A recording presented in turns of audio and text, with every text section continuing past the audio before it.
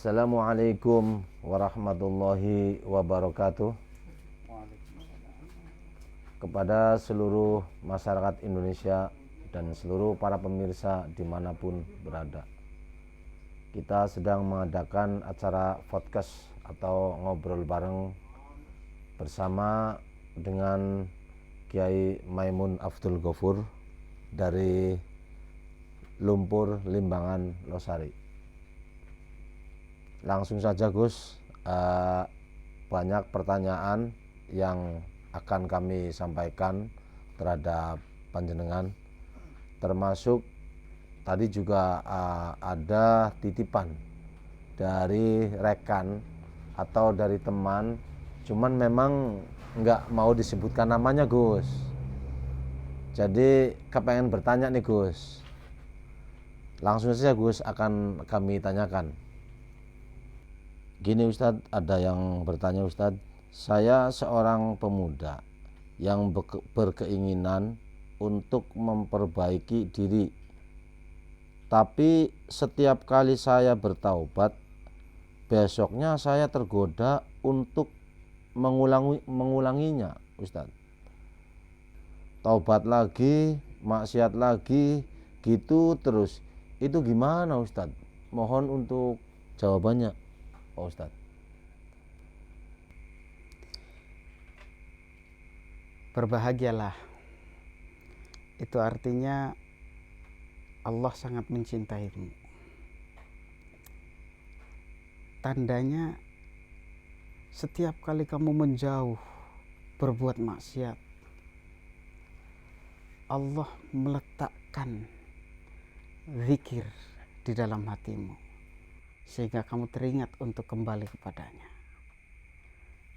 Dan Allah gak pernah bosan. Setiap kali kamu maksiat, Allah ingatkan lagi kamu untuk bertaubat. Jadi kalau kamu masih merasa masih pengen taubat, itu kamu harus senang, harus bahagia. Karena artinya Allah sangat menyayangi kamu. Dan Allah menunggu kapan waktunya kamu betul-betul taubat dan tidak terjerumus ke dalam perbuatan itu kembali. Allah sangat memahami bahwa berhenti dari maksiat itu memang bukan perkara yang mudah. Apalagi ketika kemaksiatan itu sudah menjadi candu bagi kita. Ketika kemaksiatan itu sudah betul-betul mendarah daging dalam diri kita. Tapi Allah sangat menyayangimu. Allah sangat cinta, sangat sayang sama kita. Buktinya Allah masih mengingatkan kita untuk taubat kepadanya. Dan jangan pikir kalau kita bertobat dan kita melakukannya kembali, lalu Allah tidak akan menerima taubat kita lagi. Enggak. Bahkan ketika kita bermaksiat, taubat, maksiat, taubat, maksiat, taubat, terus berulang-ulang, Allah tetap akan menerima. Maka bertaubat itu tidak ada batasnya. Teruslah bertaubat setiap kali maksiat. Jangan takut Allah tidak menerima taubatmu. Rasulullah sallallahu alaihi wasallam bersabda, "Ma asarra man istaghfara walau 'ada fil yaumi 70 marrah." Ma asarra, dia tidak dianggap sebagai orang yang musir, tidak dianggap sebagai orang yang terus-menerus sebagai pelaku maksiat ketika dia sudah beristighfar, walaupun dia kembali lagi melakukan dosa tersebut dalam satu hari 70 kali. Ini betapa hebatnya rahmat Allah. Berbicara tentang taubat ya Gus, jadi bagaimana caranya agar taubat kita itu bisa diterima oleh Allah Subhanahu wa Ta'ala? Sebenarnya masalah taubat itu yang berhak untuk menerima dan tidaknya Allah. Tapi kita mempunyai ulama-ulama kita mengajarkan bahwa setidaknya ada 3 syarat untuk supaya taubat kita diterima oleh Allah. Yang pertama, kita harus menyesal, an-nadam. Karena kalau taubat gak menyesal, gak akan diterima. Yang kedua, al-azmu ala alla ya'ud, berkomitmen tidak akan mengulanginya lagi. Toh pada akhirnya nanti diulangi lagi, ya nanti tobat lagi. Yang penting jangan diniati nanti akan mengulangi lagi. Berjanji dalam hati tidak akan mengulanginya lagi. Dan yang ketiga, al-iqla. Artinya kita bertaubat dalam keadaan kita sedang tidak maksiat. Misal kita meninggalkan sholat kita sudah diselesaikan, sudah diqadha. Kita pernah mencuri, pernah korupsi, barang-barangnya sudah kita kembalikan. Nah, 3 syarat ini kalau tidak dipenuhi, maka tobat tidak akan diterima. Tapi kalau sudah dipenuhi, insya Allah akan diterima. Nah, sekarang yang jadi masalah begini, Gus. Kadang-kadang orang ingin menyelesaikan hak adaminya, tetapi orangnya itu sudah tidak ada atau meninggal. Itu bagaimana, Gus? Gak masalah. Nanti bisa diserahkan kepada ahli warisnya kalau ada. Kalau ahli warisnya gak ada dan memang kita betul-betul gak tahu orangnya ada di mana misal, atau betul-betul gak ada harapan untuk mengembalikan hak tersebut kepada yang memilikinya, kepada yang berhak, maka para ulama mengatakan harta tersebut kita sedekahkan dengan niat pahalanya untuk orang yang bersangkutan. Dengan demikian kita sudah selesai hak adami kita. Artinya dosa yang sulit untuk mendapatkan ampunan itu berarti dosa yang dilakukan dengan sesama manusia, Gus. Bukan begitu? Iya betul. Memang sifatnya jadi sesama itu ya. Jadi hak itu kan ada 2, ada haknya Allah, ada hak Adam. Ada dosa kepada Allah, ada dosa kepada manusia. Kalau Allah itu maha pemurah, kalau manusia itu sifatnya maha pelit. Allah itu maha mengampuni. Jadi kalau kita dosa sama Allah, insya Allah mudah untuk mendapatkan ampunan. Tapi kalau dosanya kepada sesama, itu sulit. Allah tidak akan menerima taubat kita kalau dosa kita kepada sesama belum kita selesaikan. Sebab ini yang dirugikan makhluk lain, sesama. Nah, makanya tak sambungkan ini sekalian. Memang dosa yang berat itu 1 itu. Jadi pembagian dosa itu ada 2. Ada 2. Ya, pertama 2 yang pertama yaitu hak adami dengan hak Allah tadi. Kalau dosanya kepada Allah saja, misalnya ninggal puasa, ninggal sholat, ya minta maafnya sama Allah.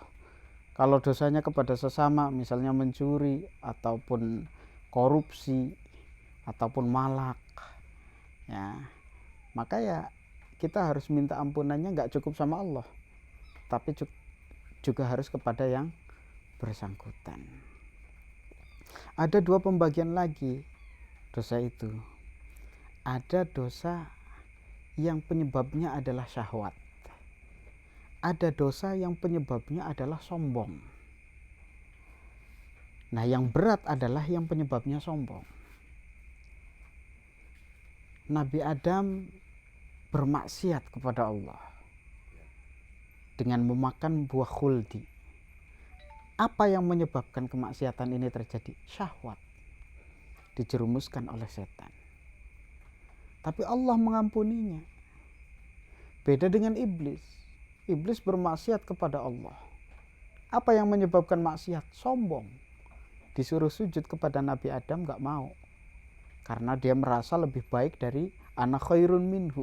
Dia merasa lebih baik dari Nabi Adam. Maka sampai sekarang pun belum diampuni.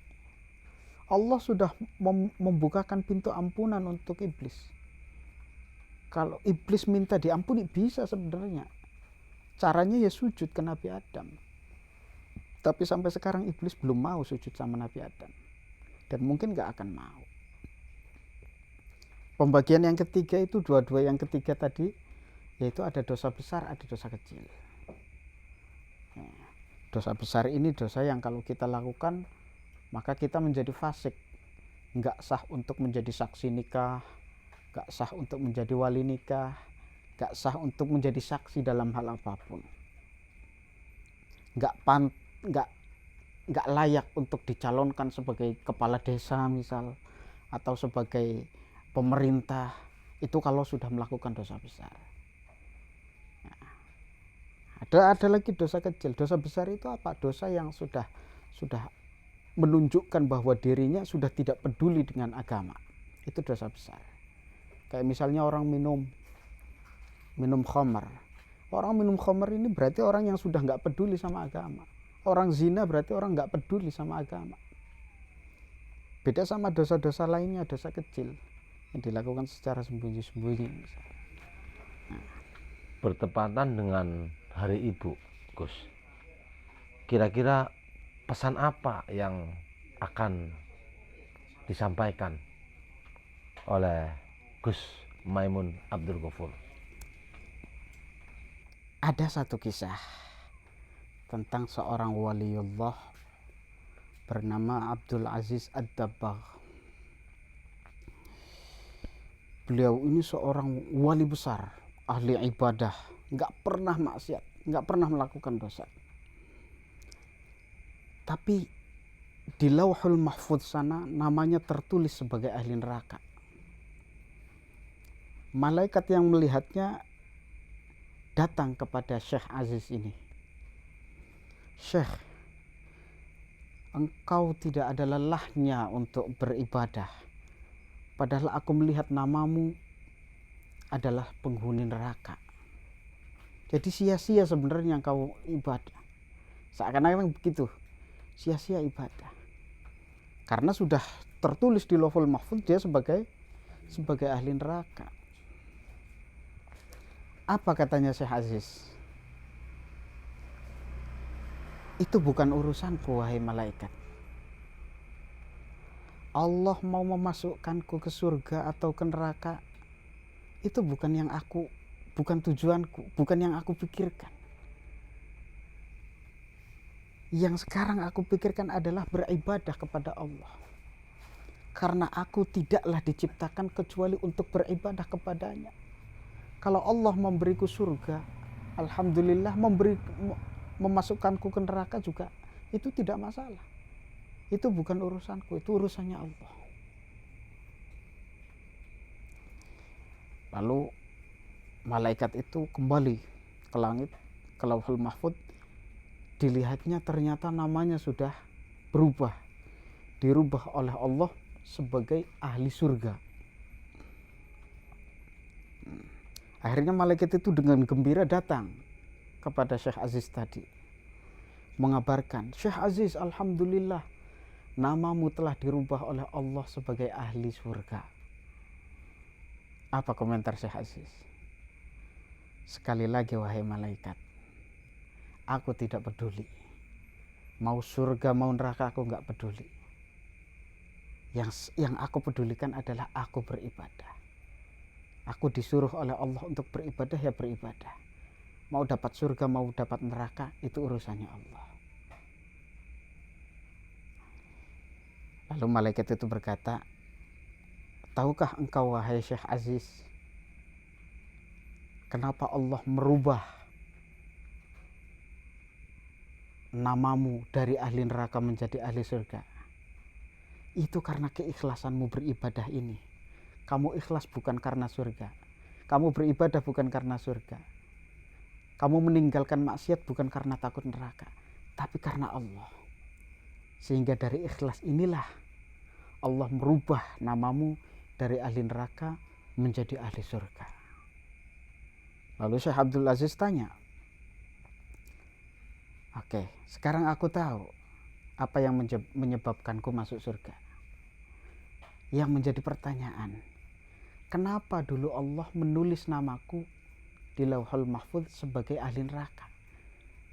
Dosa apa yang pernah aku lakukan sehingga menjadikan Allah begitu murkanya kepadaku? Dijawab oleh malaikat, wahai Syekh Aziz, ingatkah engkau dahulu ketika engkau masih remaja, kau bangun tidur sudah dalam keadaan sadar, dan kau mendengar derap kaki ibumu, langkah kaki ibumu menuju kamarmu, mau minta tolong belikan sayuran ke pasar, tapi kamu malah pura-pura tidur karena malas. Kepura-puraanmu inilah, kemalasanmu inilah yang menjadikan Allah murka kepadamu, karena kamu menipu ibumu. Ibumu datang kepada kamu ketika membuka pintu kamar kamu, melihat kamu sedang tidur. Ibumu kasihan, akhirnya nggak jadi nyuruh ke pasar, padahal kamu hanya pura-pura tidur. Itu yang menyebabkan kamu ditulis sebagai ahli neraka. Nah, sekarang coba kita bayangkan, hanya dengan bagaimana dengan orang yang sering bentak-bentak ibunya, bagaimana dengan orang yang sering menyakiti ibunya, bahkan ada yang main tangan sama ibunya, membuat susah hati ibunya, membuat ibunya menderita. Bagaimana dengan orang-orang seperti itu? Sebab itulah Nabi mengatakan bahwa orang yang paling mulia, yang paling patut untuk kau utamakan adalah ibumu, ibumu, ibumu, lalu ayahmu. Oke, terima kasih Gus Maimun Abdul Ghafur atas waktunya dan pencerahannya. Saya jadi terharu nih Kak, nangis dan sedih. Jangan lupa seluruh para pemirsa yang belum subscribe untuk subscribe di Medang Channel. Itu saja dari kami selaku pembawa acara. Billahi taufiq wal hidayah. Wassalamualaikum warahmatullahi wabarakatuh. Terima kasih Gus.